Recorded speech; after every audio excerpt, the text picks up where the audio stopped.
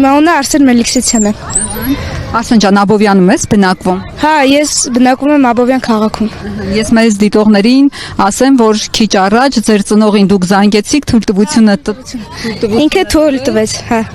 եւ մեր զրույցը իրականանում է ծնողի թույլտվությամբ։ Սպորտ եք գնում, ասացիք, եւ ինչ որ հարց եք ուզում բարձրացնել, ինչ խնդիրներ կան սպորտում հիմա։ Դե ես կուզեի, որ մեր երկրում սպորտը ավելի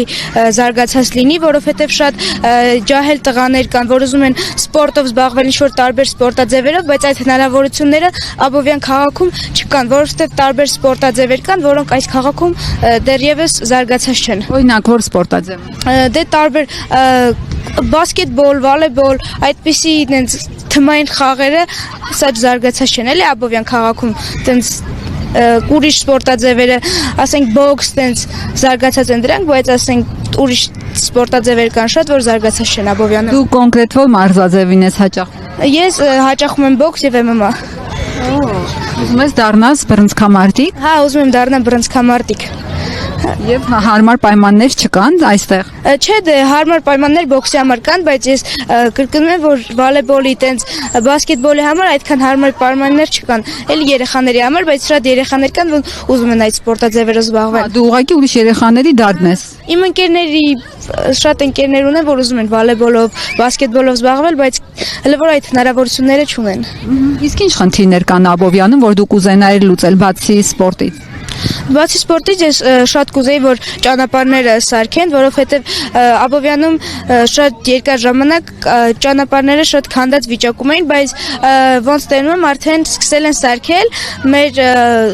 թաղամասում սկսել են ճանապարհները լավ սարքել։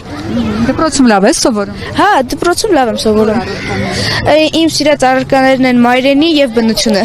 Ինչ ես ուզում դառնալ, բացի բռնցքամարտիկ դառնալուց, այսինքն կրթական։ Ես կուզեի աստղագետ դառնալ։ Աստղագետ ուսումնասիրում ես։ Հա, ես շատ եմ սիրում այդ կողմը։ Լավ, իսկ ով է քո համար